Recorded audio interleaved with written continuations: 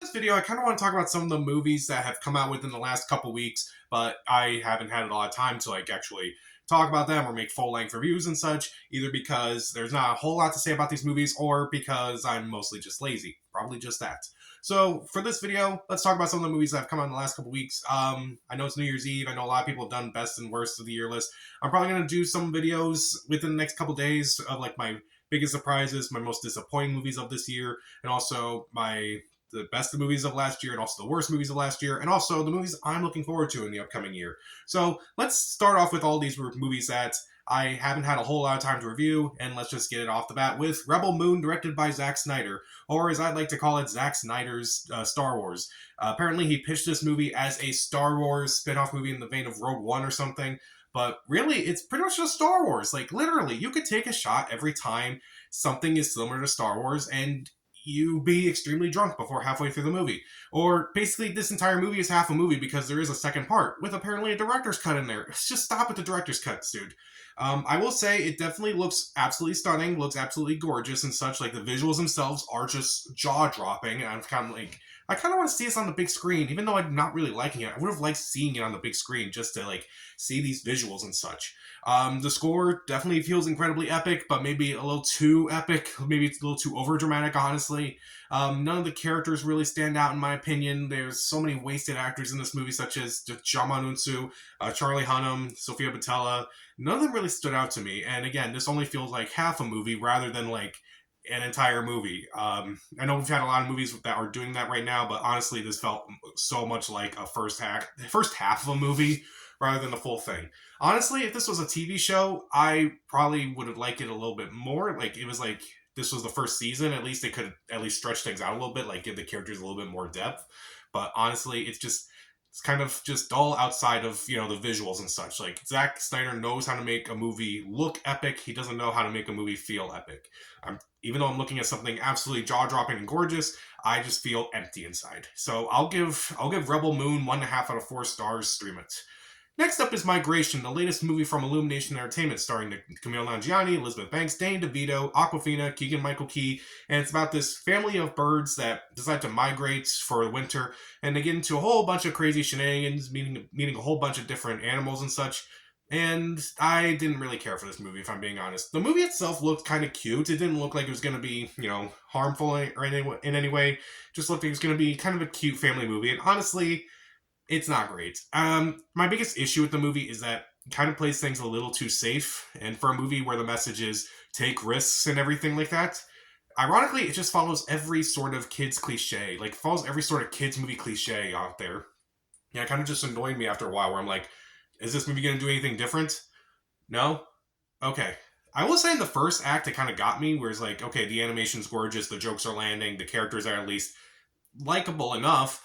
But as the movie kind of went on, the jokes kind of got worse. The villain was so generic. I don't think the villain even had a name, if I'm being honest. Keegan-Michael Key had one of the worst accents I'd ever heard in a movie.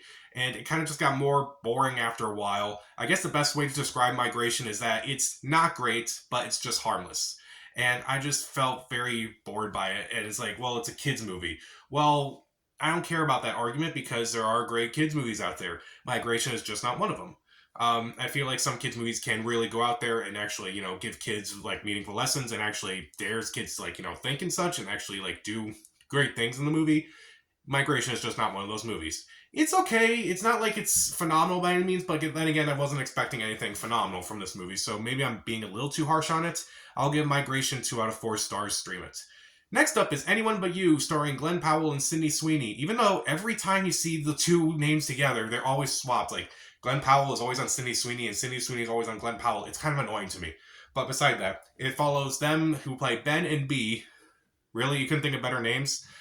Anyway, it's about them. They kind of meet, they hook up, and they kind of start hating each other because of a miscommunication and such. So when they're invited to a wedding, they decide that they're going to pretend to like each other, that they're dating and such, and that basically shenanigans ensue. And if you've ever seen a romantic comedy, you know exactly where this is going. This movie looked awful, in my opinion. This movie looked dumb. This movie looked like one of those movies where I'm like, why is this movie playing on the big screen? Why is Rebel Moon on Netflix, but Anyone But You is on the big screen? Please answer that for me. And it kind of made me think, why don't we get a whole lot of romantic comedies on the big screen these days? It's because they've all been relegated to Netflix and such. And watching this movie, I kind of felt, yeah, there's kind of a reason why these movies aren't particularly that great. I'm not asking, again, like Migration, I'm not asking anyone but you to reinvent the wheel, but like, give me something. Honestly, I was not really liking this movie. It was not funny. It was not fun. It had a lot of cliches. It had a lot of really stupid characters that either just annoyed me or just made me angry. Glenn Powell tries in the movie. I will give him that. But Sydney Sweeney, I did not think was convincing enough. Their chemistry is not great, but it's not terrible either. It's just fine.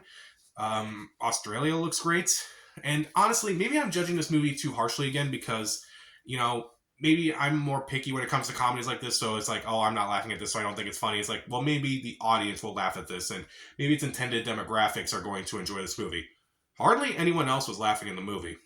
And that says something. This movie just wasn't as funny. This movie just wasn't fun.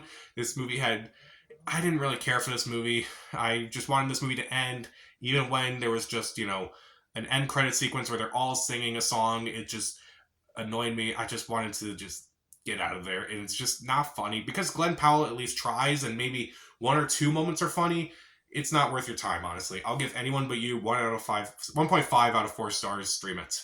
Next up is The Boys in the Boat, directed by George Clooney. It's about this coach who begins coaching this rowing team to go to the Olympics and such, and basically to become underdogs and such. And this movie just did not really work for me, if I'm being honest. This movie plays it so safe. Again, going back to Migration, it plays it as safe as possible. How come we keep getting movies about once in a lifetime talents or once in a lifetime achievements, and they kind of feel like run of the mill movies like every other movie out there? And this is kind of one of those movies, in my opinion, where it just feels like it's like every other movie out there. The rowing sequences are fine, the score is fine, the acting is fine, but honestly, I felt like the characters themselves could have been played by any actor out there, and it wouldn't have changed my feeling towards it. I felt like everyone was just kind of flat, if I'm being honest. I'm not a big fan of George Clooney as a director. I've only liked 2 of his movies, Good Night and Good Luck and The Ides of March. This movie I just didn't really care for. It looks great, and basically everything about it should be at least good or at least passable, but again, it kind of plays itself a little too safe, and I just kind of couldn't care too much outside of it. I'll give Boys in the Boat 2 out of 4 stars. Stream it. Next up is Ferrari, a movie directed by Michael Mann, starring Adam Driver as Enzo Ferrari. This movie, I think, was on my most anticipated list of 2023, and honestly, I am severely disappointed by this movie. This movie, I felt was very slow. I felt like it had nothing interesting, nothing new to say about Ferrari. I just felt bored while watching this movie. For someone who basically reinvented the way cars move and like how fast cars can go, and like basically seeing cars as a work of art and such. Ironically, it just again plays itself a little too safe here. I just did not care for it too much. Adam Driver is fine. He's pretty cold as Ferrari himself, but I guess that's kind of what they were going for. He's probably the best in the movie, but then again, everyone's kind of just very one note. Shailene Woodley's one note. Penelope Cruz is just the very angry wife of Ferrari. Did not care for that. I felt like they were kind of just going around in circles for the most part. The racing scenes are fine. They don't really stand out too much, except for the crashes, which look absolutely awful. They look like CGI, and like there's one towards the end of the movie where it kind of is supposed to look really bad and looks horrifying and such, but I just thought it looked absolutely ridiculous, honestly. It just felt like I should be crying because it's a very sad scene, but I kind of want to laugh because of how terrible this looks. And it's just amazing to me that Michael Mann, who, he hasn't directed a movie since 2015, he comes back for this. Adam Driver is as big of a star as he is. He's been working with all these like big name directors and such. And I was hoping that the two of them working together would produce something that would be watchable, at least exciting. And this movie just really didn't do that for me. Again, because Adam Driver tries, and he's probably the only actor in this movie who tries an Italian accent. And again, because the racing sequences themselves are fine, it's not awful by any means. I'm not mad when I'm thinking about this movie. I'm just thinking this should have been better because of the talent involved. I'll give Ferrari 2 out of 4 stars. Stream it. Next up is The Color Purple, which is an adaptation of the musical of the same name, and it stars Fantasia Barrino, Taraji P. Henson, Danielle Brooks, Coleman Domingo, Corey Hawkins, and it's about this woman named Sally who she's forced into this marriage with an abusive jerk, and basically she tries to escape it through the people that she kind of meets in her life, and she hopes to be reconnected with her sister and such. Honestly, I had no faith going into this movie, despite the fact that Oprah Winfrey, Steven Spielberg were involved in this movie, who were, they were involved in the first Color Purple movie, so kind of seeing like what they would like kind of like the fact that they're kind of behind this new version is at least kind of a sign of hope. I don't remember too much from The Color Purple. I think I saw it once and I kind of felt it was just too much to watch, if I'm being honest.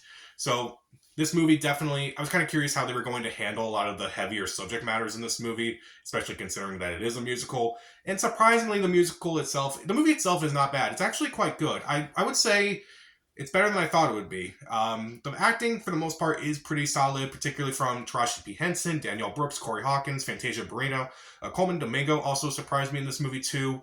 The production values are really good. Like, the cinematography is very well done. The production values themselves look pretty good, particularly during the musical numbers. The choreography is pretty good as well. I do really like how it kind of like talks about certain themes about how just because about trauma in general, like how it kind of affects all of us in some way. And I do think it is pretty effective how it's handled. And it doesn't just show like how the main character handles it, but like how other people in her life are affected by it. My only gripes about this movie are some characters are kind of just reduced to very small roles that don't really have much to do other than their one traits. Like the father of the girls, he doesn't really have much. The future husband of Taraji P. Henson's character doesn't really do much, played by John Batiste. Didn't think he had much to do. Some actors don't really have that much to do. And I would also say the movie kind of just drags at various points where I'm like, okay, we kind of get at this point, we kind of like wrap this up a bit because the movie's almost 2.5 hours long. But I would definitely say it's worth watching. I also don't think the musical numbers themselves are as memorable or as good as some other musicals out there, but I'm kind of thinking back to Wonka, even though I would argue that's not really the best movie out there. I at least remember the musical numbers from that movie. So this movie kind of doesn't really have that many musical numbers that I can really sing along to or dance along to. I just feel like the musical numbers, well choreographed and well shot and everything, I feel like the lyrics themselves are just fine. But I do think the messages themselves are pretty good in the look of it, and also the actors themselves do a really good job to like make this movie better than it probably could have been. So I'll give The Color Purple 3 out of 4 stars. See it. Next up is May December, directed by Todd Haynes and stars Natalie Portman, Julianne Moore, and Charles Melton. In this movie, Natalie Portman plays an actress. She's playing this role in an upcoming movie, and she goes to visit the couple that's involved in this movie. And it's about how this couple basically got together because of a very illegal, very scandalous relationship and such. And I won't talk about it here because it's definitely a lot. I will say for the movie itself, it does play a lot. It does play campy. Like, it's very, very, very campy. Like, it kind of plays like a really ridiculous soap opera. Some people have said it's more of a comedy than a drama, and honestly, I don't necessarily see that. I definitely see it as like a drama with some comedic elements in it. Like, there's this one scene at the beginning of the movie where Julianne Moore is looking in the fridge and kind of just zooms in. There's this dramatic music playing, and the music just stops. The camera just stops moving, and all you hear her say is, "We're out of hot dogs." I'm like, that is stupid. That is really stupid. That's really funny, but it's also really stupid. Oh, man. And I also kind of like that all the actors do a decent job. Natalie Portman and Julianne Moore, they do a fantastic job. Charles Melton is fine in the movie. I do like the movie kind of, it doesn't really portray anyone in a positive light. And I do think that's very effective for this movie because, again, the subject matter is a lot to deal with. I do like some of the themes that they do try to like weave into this movie a bit. Again, I just feel like the subject matter may be a little too much for people to really get into. And I guess, like, if you can look past some of the things, because, like, they don't actually show anything on screen, it's mostly just talked about. But, again, if you know, if you kind of know, you kind of already know if you're going to watch this movie or not. But, again, I'm probably not going to give this a rating because of the subject matter involved, but I will say the actors do a good job, and I do think that the themes are interesting, but I would argue that, again, maybe a little too much at times. And again, kind of like with The Color Purple, it does kind of like drag on for a few bits. I still don't understand why it was nominated. I still don't get why people consider it a comedy. It's more of a drama, if I'm being honest. Also, from Netflix, we have Maestro, directed by Bradley Cooper, starring Bradley Cooper, as well as Carey Mulligan. Bradley Cooper plays Leonard Bernstein, and Carey Mulligan plays his wife, Felicia. And it basically shows the beginning of their relationship to the deterioration of their relationship. And it's a movie that, again, kind of like Boys in the Boat, Migration, and Anyone But You and Ferrari, it plays it a little too safe, if I'm being honest. It kind of definitely has moments where I'm like, this kind of feels like a lot of other biopics out there, and I'm thinking there's not a whole lot in this movie that I feel like is actually doing anything new. And it looks great. The cinematography is just incredible. There are times where it's just a long shot, it's just the two of them talking and such, and it actually is very well done. It's actually very effective, even though not much is really happening on screen.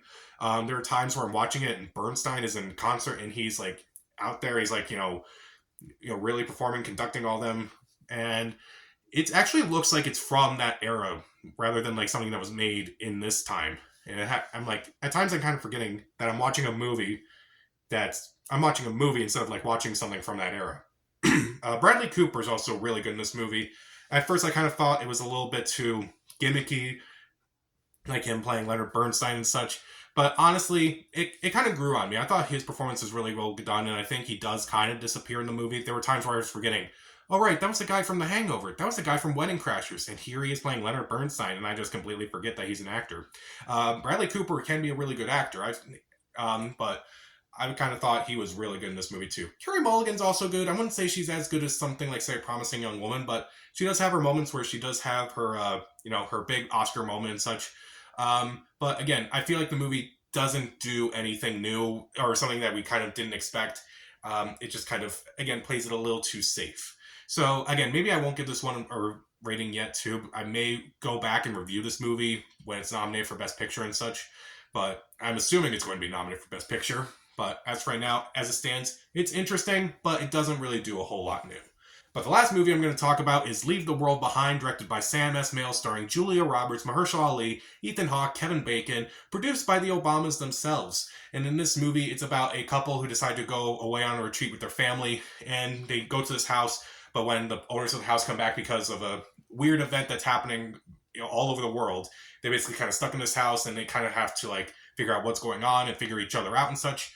When I first heard about this movie, I was intrigued because of the cast and the crew involved in this movie. It's like, how could you get like Julia Roberts, Mahershala Ali, Ethan Hawke, Kevin Bacon all in this movie? Sam Esmail he's solid enough. I thought Mr. Robot was interesting. I didn't finish it, but I was definitely intrigued for the first few seasons of it. And also, like, you have someone like the Obamas involved in this. It's like, okay, what could this movie be like? It winds up being like an M. Night Shyamalan movie, if I'm being honest. Like, if you had told me this was an M. Night Shyamalan movie, I would have believed you. But the fact that it's not by him, it's actually the most shocking thing about it. Like, the first two acts are decent. Like, the cinematography is interesting. The performances are pretty good, particularly from Julia Roberts and Mahershala Ali. And I do think a lot of the themes are interesting. Sometimes it's just the two of them in a conversation. And basically, like, it's definitely very tension-filled, especially some of the things they are talking about. And I do like that this is not your typical disaster movie. Like, usually movies that are about the end of the world and such usually are very bombastic and they just show all the destruction and such. This movie doesn't quite do that. And I'm like, this is definitely very different than a lot of things out there. But then again, this movie kind of goes into the M. Night Shyamalan territories. Basically, the entire third act, I think, just completely falls apart. So many character traits in this movie are just kind of ridiculous, like Julia Roberts and Ethan Hawke's daughter. She really just wants to watch the final episode of Friends, and I'm like, really? That's the only thing you're obsessed with? It's kind of like the hot dog guy from The Happening. Oh, man. Again, if you had told me that this was directed by M. Night Shyamalan, I would have believed you, and maybe I would have gotten a good laugh out of it. But it's done by people who aren't normally known for like doing really campy, ridiculous things. But again, and I feel like it's just a little tonally inconsistent for that reason. I think it's unintentionally funny at times. Even though it looks great and there are great performances and there are some interesting themes that they talk about, they're not really fully addressed. Again, there are so many character moments where I felt like they didn't need to happen this way. And a third act that just completely falls apart. You should just kind of leave this movie behind. I'll give Leave the World Behind 2 out of 4 stars. Stream it. So, what did you think about any of these movies? And also, in the next few days, I'm going to do my surprises, disappointments of this past year, my favorite, my least favorite, and also the movies I'm looking forward to in the next year, probably within the next couple days. Comment down below, subscribe to the channel. This is Pat. Stay safe.